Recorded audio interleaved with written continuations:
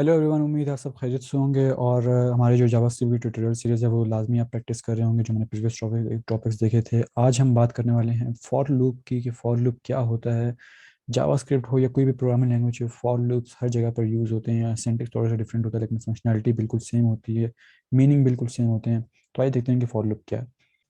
हम अगर अपने जावास्क्रिप्ट के अंदर बात करें या किसी प्रोग्रामिंग लैंग्वेज के अंदर बात करें, हम चाहते हैं कि हमारी जो एग्जीक्यूशन है, जो हमारे सेट ऑफ इंस्ट्रक्शंस हैं, वो बाज़ दफ़ा हम चाहते हैं कि वो बार बार परफॉर्म हो, रिपीटेडली परफॉर्म हो। या फॉर एग्जांपल हम कहते हैं कि जब तक कोई कंडीशन उसके ऊपर ट्रू हो रही है तब तक वो सेट ऑफ इंस्ट्रक्शंस चलते रहें। हमने देखा, पहले हमने इफ एल्स देखा था कि किसी एक डिसीजन पर कोई एक्शन परफॉर्म हो रहा है, किसी एक डिसीजन के ट्रू होने पर, लेकिन वो डिसीजन जस्ट एक दफ़ा, वो एक्शन जो है वो जस्ट वन टाइम परफॉर्म हो रहा होता है। लेकिन फॉर लूप्स क्या करते हैं, अगर हम चाहते हैं कोई ऐसी चीज़ है जो हम चाहते हैं मल्टीपल टाइम्स परफॉर्म हो, रिपीटेडली उसके ऊपर वो चीज़ परफॉर्म हो रही है जब तक कि कंडीशन ट्रू है, उसके लिए हम बेसिकली फॉर लूप यूज़ करते हैं। तो फॉर लूप तब तक यूज़ हो जाएगा जब तक वो कंडीशन जो है वो सेटिस्फाई हो रही थी, वो ट्रू हो रही थी। जैसे ही वो कंडीशन फॉल्स होगी, फॉर लूप जो है हमारा स्टॉप हो जाएगा और नेक्स्ट हमारे जो जावास्क्रिप्ट के अंदर प्रोग्राम होगा उसकी तरफ चला जाएगा। अब किस तरह से ये वर्क करता है, इसका सिंटेक्स क्या है, तो ये इस वक्त इसका सिंटेक्स है। हमारे पास जो है, जिस तरह हम इफ एल्स लिखते थे वैसे ही यहाँ पर फॉर लूप को भी हम इनिशियलाइज करते हैं। लेकिन क्या है, इसमें इफ की जगह पर हम फॉर का कीवर्ड यूज़ कर रहे होते हैं, और उसके बाद हमारे पास जो राउंड ब्रैकेट्स होते हैं उसके अंदर हम कुछ सेट ऑफ इंस्ट्रक्शंस पास कर रहे होते हैं, सेट ऑफ कंडीशंस पास, मतलब एक कुछ प्री डिफाइंड वैल्यूज होती हैं वो हम पास करते हैं, ताकि जो हमारा जो कोड है वो उसके अकॉर्डिंगली रन हो। अब क्या क्या चीज़ें होती हैं, हमने इफ एल्स में देखा था कि जो हम राउंड ब्रैकेट्स यूज़ करते हैं उसके अंदर हम लोग कोई कंडीशन पास करते हैं, जब तक वो ट्रू होती है तब तक जैसे ही वो ट्रू होती है तो हमारा इफ एल्स रन होता है। लेकिन हमने फॉर लूप के अंदर तीन चीज़ें बताते हैं। नंबर वन इज़ इनिशियलाइजेशन, फिर हम वहाँ पर सेमी कॉलन देते हैं, फिर हम बताते हैं कंडीशन, और उसके बाद फिर हम बताते हैं एक्सप्रेशन। अब ये तीन चीज़ें क्या हैं, इनको मैं वन बाय वन डिस्कस करता हूँ। तो हमारे पास जो इनिशियलाइजेशन है वो ये होती है कि आप जब बता रहे हैं अपने फॉर लूप के कि आपने स्टार्ट कहाँ से होना है। फॉर एग्जांपल मैं कहता हूँ var i is equal to one, तो मैं अपने फॉर लूप को बता रहा हूँ कि जब आई की वैल्यू वन हो तब आपने इसको स्टार्ट करना है। वो मैं कहता हूँ var i is equal to five, तो मैं कह रहा हूँ कि जो आई की वैल्यू फाइव है वहां से आपने इसको स्टार्ट करना है, यानी कि जो स्टार्टिंग वैल्यू होगी वो आपने फाइव लेनी है। मैं कहता हूँ आई इज इक्वल टू टेन, इसका मतलब ये है कि इसकी जो स्टार्टिंग वैल्यू है वो मैं टेन से स्टार्ट करना चाह रहा हूँ, इसको बाकी की वैल्यूज में स्किप करना चाह रहा हूँ, आई की वैल्यू टेन हो जाएगी। तो ये होती है हमारे पास इनिशियलाइजेशन के before the execution of code. जो है आप क्या बता रहे हैं कि फर्स्ट टाइम वैल्यू क्या होगी, उसकी इनिशियलाइज कहाँ से होगा वो। तो ये स्टैटिक रहती है, इसमें कोई चीज़ नहीं आता। ये जस्ट आपने फर्स्ट टाइम ये उसको जब फॉर लूप आप स्टार्ट कर रहे होते हैं तब उसको ये चीज़ की जरूरत पड़ती है कि उसको रीड कर सके कि स्टार्ट कहाँ से हो रहा है फॉर लूप। क्योंकि जब स्टार्ट का पता होगा तभी उसको पता चलेगा कि एंड कहाँ पर होना है हमने। उसके बाद हमारे पास जो सेकंड चीज़ है वो है कंडीशन। कंडीशन क्या करती है हमारे पास, जिस तरह हमने इफ एल्स में देखा था कि कंडीशन हम देते हैं कि अगर वो ट्रू होती है तो हमारा फॉर लूप, हमारी जो इफ स्टेटमेंट है या एल्स स्टेटमेंट है वो रन हो, वो एग्जीक्यूट हो। इसी तरह फॉर लूप के अंदर हम सेकंड नंबर पर कंडीशन अपनी बताते हैं। कोई भी कंपैरिजन ऑपरेटर यूज हो सकता है, कोई भी चीज़ हो सकती है, यूजली कंपैरिजन ऑपरेटर ही होता है। तो उसके अंदर हम बताते हैं कि हमारे जो कंडीशन है, जब तक ये कंडीशन ट्रू होती है तब तक हमारा फॉर लूप उतनी टाइम्स चलना चाहिए। जैसे ही ये कंडीशन फॉल्स होती है तो हमारा फॉर लूप जो है वो ब्रेक हो जाना चाहिए। फॉर एग्जांपल मैं कहता हूँ कि जो इनिशियलाइजेशन है वो लेट से मैं कहता हूँ कि फाइव से उसकी इनिशियलाइजेशन होनी चाहिए, और जैसे ही जो वैल्यू है वो टेन तक पहुँचती है इनिशियलाइजेशन, जैसे ही वो वैल्यू टेन तक पहुँचती है तो हम लोगों को वो फॉर लूप जो है वो ब्रेक कर जाए। या जब तक टेन सेटिस्फाई नहीं होती, जब तक आई की वैल्यू लेस देन टेन है, या जब मैं कोई वेरिएबल डिक्लेयर करता हूँ और उसमें मैं बोलता हूँ कि जब तक इसकी वैल्यू इससे नीचे है, इस नंबर से नीचे है, तब तक मेरा फॉर लूप जो है वो रन होना चाहिए। तो उसके लिए हम लोग वो चीज़ कंडीशन में वो कंपैरिजन ऑपरेटर पास कर सकते हैं, और इससे फॉर लूप को पता चलता है कि ये जो चीज़ है जब तक ये फॉल्स नहीं होती तब तक मुझे रन होना है। उसके बाद हमारे पास थर्ड नंबर पर जो चीज़ आती है वो आती है एक्सप्रेशन। वो एक्सप्रेशन क्या करती है, वो बताते हैं हम अपने फॉर लूप को कि जब भी हमारा फॉर लूप एग्जीक्यूट हो, एक दफ़ा जब भी रन हो, तो दोबारा जब वहाँ पर जाए तो वो जो एक्सप्रेशन है वो उस चीज़ को, कोड ऑफ ब्लॉक को री एग्जीक्यूट करे। यानी कि एक दफ़ा एग्जीक्यूट होने के बाद उसको दूसरी दफ़ा एग्जीक्यूट करने के लिए हम एक्सप्रेशन का सहारा लेते हैं।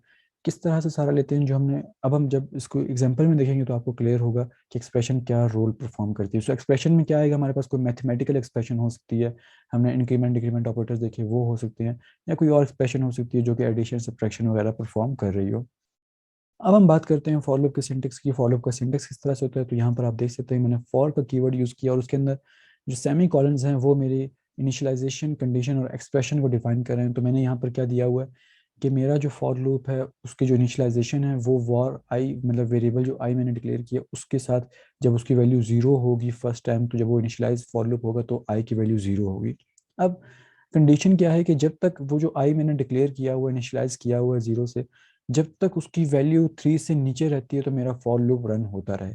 यानी कि जब तक फॉर लूप की वैल्यू थ्री से नीचे, आई की वैल्यू थ्री से नीचे है तो फॉर लूप रन होता रहेगा।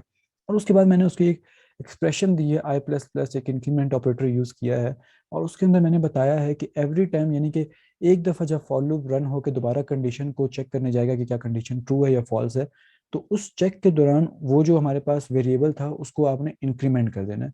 यानी कि हर दफ़ा जो वेरिएबल है आपका वो वन उसमें ऐड हो जाएगा।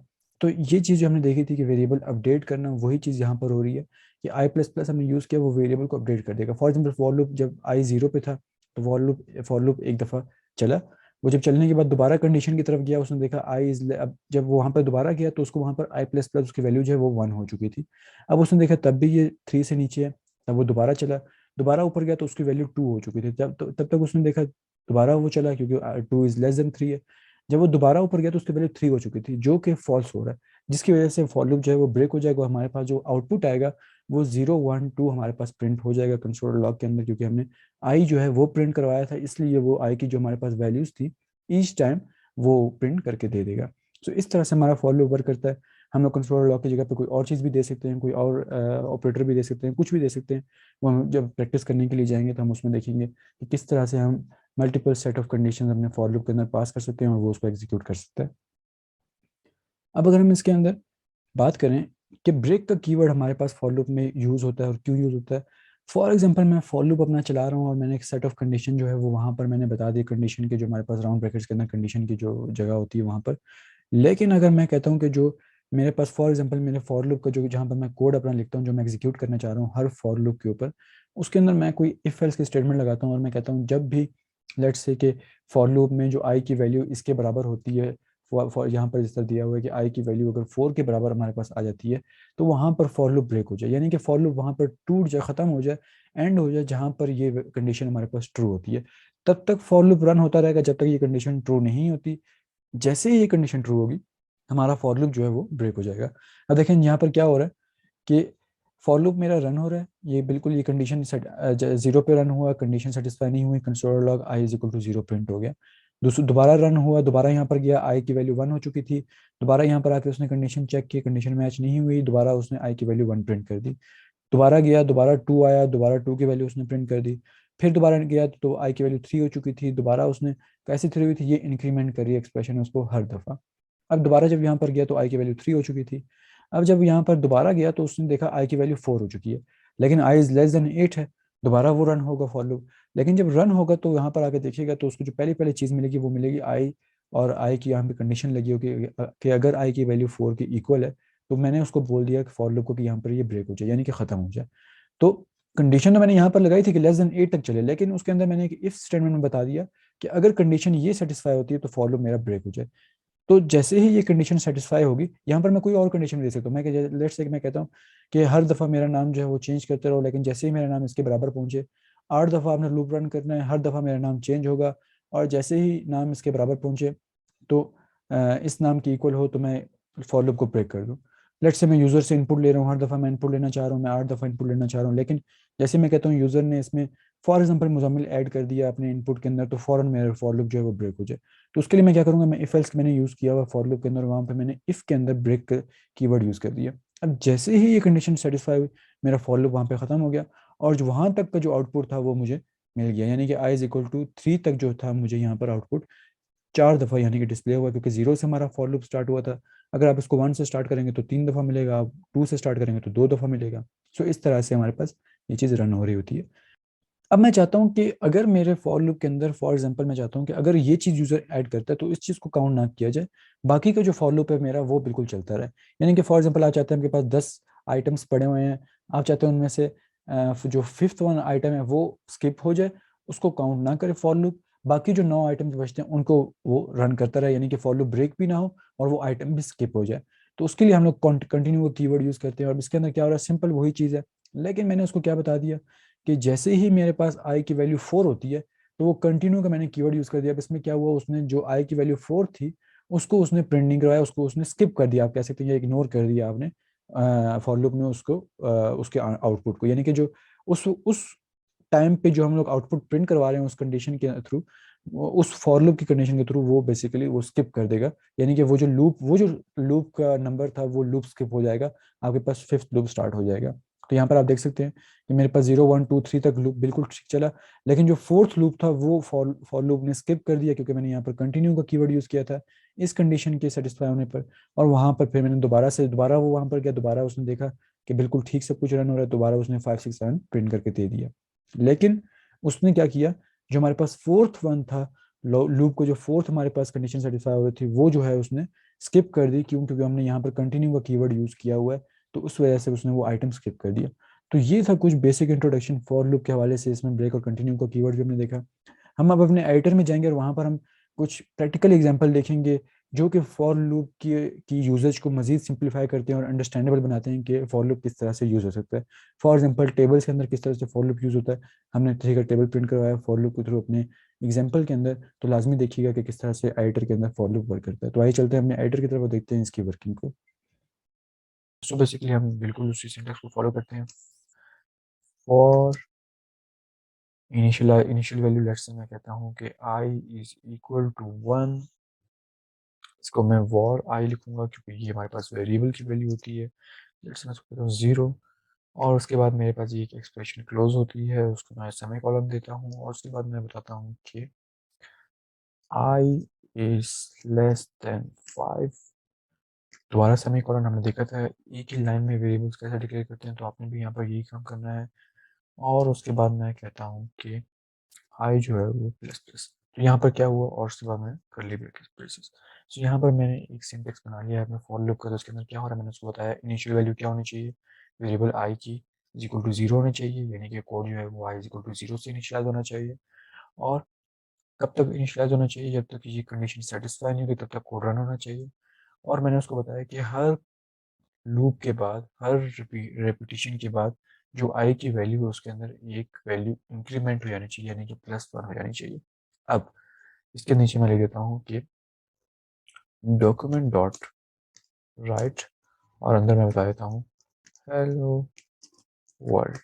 सो नाउ अगर हम इसको रन करें और देखते हैं कि हमारे HTML में ये चीज़ है, यस है। तो मैंने जैसे ही इसको सेव किया, मैंने इसको रिफ्रेश करूँगा, तो इस वक्त आप देख सकते हैं कि मेरे पास स्क्रीन पर हेलो वर्ल्ड जो है वो इस वक्त रिटर्न हो रहा है। और मैं यहाँ पर अगर है, और यहाँ पर लेट्स सी अगर मैं कोई HTML पास करता हूँ तो मे बी कोई डिफरेंस आ जाए। यस।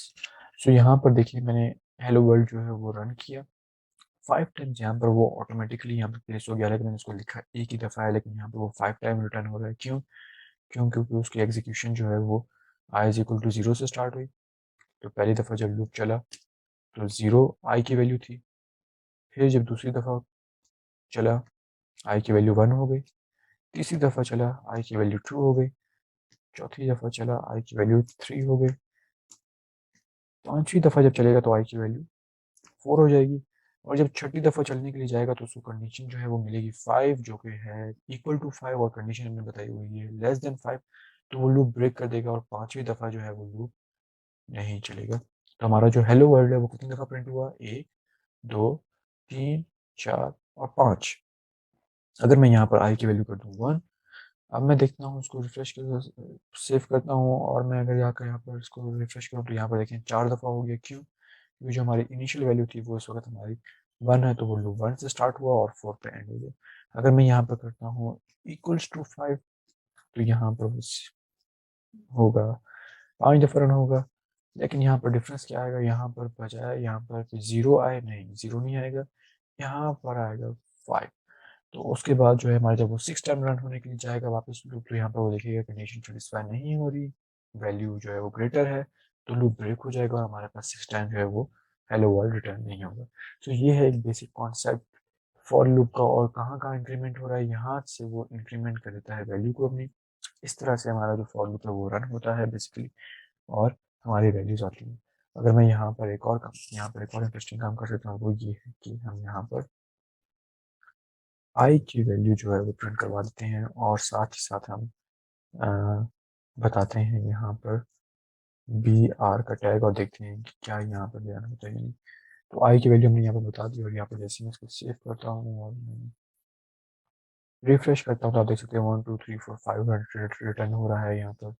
और यहाँ पर अगर मैं इसकी वैल्यू जो है वो 0 कर दूँ तो यहाँ पर जो है 0 1 2 3 4 5 रिटर्न होना स्टार्ट हो चुका है। तो इस तरह से हमारे फॉर लूप की बेसिक एग्जीक्यूशन होती है। अब हम देखते हैं मजीद इसके अंदर कैसे कैसे चेंजेस आती हैं। इसके साथ ही मैं आपको एक और कॉन्सेप्ट बताता चलूँ, और वो है इनफाइनाइट लूप का। बेसिकली इनफाइनाइट लूप क्या होता है, तो इनफाइनाइट लूप के अंदर क्या होता है, वैसे तो इसको हम बिल्कुल भी यूज़ नहीं करते अपनी जावास्क्रिप्ट वगैरह की स्टेटमेंट्स वगैरह करने के, क्योंकि ये आपकी वेबसाइट को ब्रेक कर देता है, लेकिन बताना बहुत ज़रूरी है। और वो ये है कि हम यहाँ पर जब भी हम इसका सिंटेक्स हम यहाँ पर इसको कंडीशन सारे हटा देंगे और इसको एम्प्टी रहने देंगे, तो हम ये जावास्क्रिप्ट को बता रहे हैं कि ये लूप जो है ये इनफाइनाइट रन होना चाहिए, इसकी कोई स्टॉपिंग पॉइंट इसका नहीं है। So by the way this is very bad practice, तो इसको हमें नहीं करना। जस्ट बताने के लिए कि इसका सिंटेक्स किस तरह से होता है, तो वो बिल्कुल ऐसे ही होता है, और इसके अंदर हम कोई वैल्यू प्रिंट कर सकते हैं। अब हम चलते हैं एक इंटरेस्टिंग टॉपिक की तरफ, और वो है हमारे पास क्रिएटिंग अ टेबल ऑफ 2 और 3, और देखते हैं कि कैसे हम क्रिएट कर सकते हैं। तो मैं इसको पहले सेव करने के बाद उसको इरेज करता हूँ। तो हमने देखा हो, अगर हम 3 का टेबल वैसे तो अगर हम क्रिएट करना चाहें तो आपको माइंड में आ रहा होगा कि 3 multiplied by 1 is equal to 3, and then again 3 multiplied by 2 is equal to 6 and all that. But इसी तरह अगर हम कितना हमारे पास लेंथी काम होगा कि हमें यहाँ पर बार बार हमें लिखना पड़ रहा है और उसको इंक्रीमेंट करना पड़ रहा है, और इस तरह से, तो बाय द वे इस तरह से हम जावास्क्रिप्ट में बिल्कुल नहीं करते इसे। हम इंस्टेड हम क्या करते हैं, हम फॉर लूप को लेते हैं। हम फॉर लूप को लेने के बाद हम यहाँ पर फॉर लूप बनाया हमने। फॉर लूप में हम बताते हैं कि अपनी कंडीशंस फॉर, और हम चाहते हैं कि कहाँ से स्टार्ट हो, आई इज इक्वल टू 1 होना चाहिए सबसे पहले पहले। और जैसे ही हमने आई हम चाहते हैं कि लेस देन या इक्वल टू 10 हो, और हमने यहाँ पर ये कंडीशन बताई, और हमने कहा कि आई जो है वो इंक्रीमेंट होते जाना चाहिए।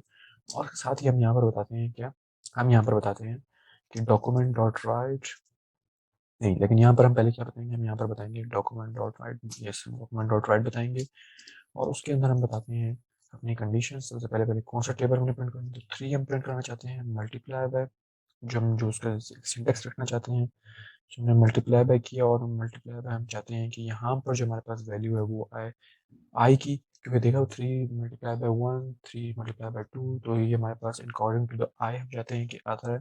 हमने यहाँ पर आई लिखा, और हमने उसके बाद यहाँ पर हमने एक ये दे दिया, और हम यहाँ पर एक स्पेस देते हैं, और उसके अंदर हमें इक्वल टू का साइन, और यहाँ पर एक और स्पेस। और उसके बाद हम एक और कॉन्फ़िगरेशन करते हैं, और उसके अंदर हम क्या बताते हैं, हम बोलते हैं कि 3 को मल्टीप्लाई करो इससे आई की वैल्यू के साथ। और जैसे हमने ये किया और हम इसको सेव करते हैं, तो हमारे पास अब हम देखते हैं कि हमारे पास क्या आता है डॉक्यूमेंट डॉट राइट के अंदर। हम यहाँ पर एक वो भी बना देते हैं कि यहाँ पर हमारे पास एक बी आर लगा देते हैं HTML का, ताकि हमारे पास लाइन ब्रेक्स होती हैं। और जैसे ही हम इसको रिफ्रेश करने के बाद पाथ को सेव करने के बाद जैसे ही हम यहाँ पर जाएंगे, तो आप देख सकते हैं कि हमारे पास ये बहुत ही अमेजिंग तरीके से 3 का टेबल प्रिंट हो चुका है। 3 1 जा 3 2 जा 3 3 3 4 3 5 15 18 21 30 तक हमारा लूप चला है, और उसने 1 2 3 4 5 6 7 8 9 10 तक हमारा ये 3 का टेबल प्रिंट किया है। तो इस तरह से हमारा फॉर लूप वर्क करता है। देखिए, सिंपल 2 लाइन ऑफ कोड के अंदर हमारा पूरा 3 का टेबल प्रिंट हो चुका है। अगर हम इसको सिंपल मेथड से करना चाहते हैं, तो वो हमारे पास टाइम टेकिंग होता है, और अगर हम वो हमें यूज़र कहता है कि इसकी वैल्यू आप 20 कर दें, 30 कर दें, 30 टाइम्स प्रिंट करवाएं, तो हमें 30 टाइम्स उसको दोबारा लिखना होता। लेकिन अब हम सिंपली क्या कर सकते हैं, हम इसको लेट से मैं कहता हूँ कि इसको 5 टाइम्स प्रिंट करवाना है, तो 5 टाइम प्रिंट हो जाएगा। और मैं इसको जैसे ही सेव करूँगा, और मैं सेव करने के बाद जैसे ही मैं इसको बैकग्राउंड में जाकर जैसे ही मैं इसको रिफ्रेश करूँगा, तो 5 टाइम वो प्रिंट हो चुका है। तो इस तरह से हमारा फॉर लूप वर्क करता है। तो यहाँ तक तो हमने बात कर ली फॉर लूप की, किस तरह से वो एग्जीक्यूट होता है, किस तरह से ब्रेक होता है। लेकिन अगर हम बात करें फॉर लूप की कि कंडीशंस कैसे उसके अंदर लिखते हैं, और अगर हम चाहते हैं फॉर लूप को किसी एक स्पेसिफिक कंडीशन के अंदर ब्रेक करना है, तो वो कैसे हम होगा। सो देखिए, इफ हम इफ के अंदर यूज करते हैं, हम कहते हैं कि if i is equal to, let's say हम कहते हैं कि 3, तो फॉर लूप जो है हमारे पास वो हम चाहते हैं कि ब्रेक हो जाए। सो फॉर लूप जो है वो ब्रेक हो जाएगा। और अगर हम चाहते हैं कि एल्स लगाते हैं, एल्स में हम कहते हैं कंसोल डॉट लॉग, और उसके अंदर हम कहते हैं कि प्रिंट क्या करते हैं, हम कहते हैं कि आई को प्रिंट करो।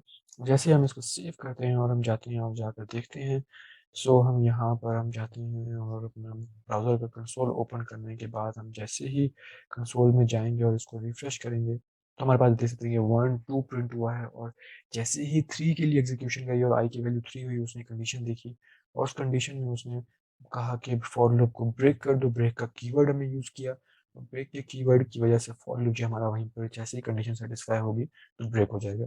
तो अगर आपने फॉर लूप किसी एक स्पेसिफिक कंडीशन में जाकर ब्रेक करना है, तो हम वो इस तरह से कर सकते हैं। और अगर हम चाहते हैं कि जो अगर फॉर एग्जांपल एक कंडीशंस मीट हो और हम चाहते हैं कि उस कंडीशन को स्किप कर दे और बाकी कंडीशंस को रन करता रहे, तो हम उसके लिए हम कर सकते हैं उस कंडीशन में जो कोड है उसको स्किप कर दे उस कंडीशन के आने पे, तो हम वो भी कर सकते हैं। उसके लिए हम यूज़ कर सकते हैं कंटिन्यू का कीवर्ड। और कंटिन्यू के कीवर्ड से क्या होगा कि जब भी ये आई की वैल्यू 3 होगी, तो वो इस कंडीशन को, इस वैल्यू को स्किप कर देगा प्रिंट करना, और वो बाकी का लूप प्रिंट करेगा। तो मैं जैसे ही इसको सेव करता हूँ और सेव करने के बाद जैसे ही मैं यहाँ पर रिफ्रेश करता हूँ, तो देखेंगे 3 के वैल्यू के अलावा बाकी सब वैल्यूज यहाँ पर प्रिंट हो चुकी हैं। तो इसका मतलब ये है कि जो 3 की वैल्यू थी उस पे उसको हमने बताया कंटिन्यू के कीवर्ड से कि ये कंडीशन जैसे ही ट्रू हो तो लूप कंटिन्यू हो, लेकिन ये जो वैल्यू है यहाँ पर, ये जो वैल्यू है ये इस वक्त एलिमिनेट हो जाए, तो हमने वो वैल्यू यहाँ पर प्रिंट नहीं करवाई। तो क्योंकि इफ़ की कंडीशन के अंदर ये वैल्यू आई तो एल्स एग्जीक्यूट नहीं हुआ, तो इसलिए वो वैल्यू प्रिंट नहीं हुई। तो ये बात आपको यहाँ पर ब्रेक और कंटिन्यू के रिलेटेड हमने बताई। अब हम बात करते हैं नेस्टेड लूप्स की अगली वीडियो में, आने वाली वीडियो में, क्योंकि ये एक्सटेंसिव टॉपिक है और हम इसके अंदर नेस्टेड लूप्स के अंदर एक ट्राइंगल भी बनाएंगे और देखेंगे ट्राइंगल किस तरह से बनती है, शेप्स किस तरह से बनती हैं। तो हमारे साथ रहिएगा, मिलते हैं अपनी नेक्स्ट फॉर लूप ट्यूटोरियल की वीडियो के अंदर। अल्लाह हाफिज़।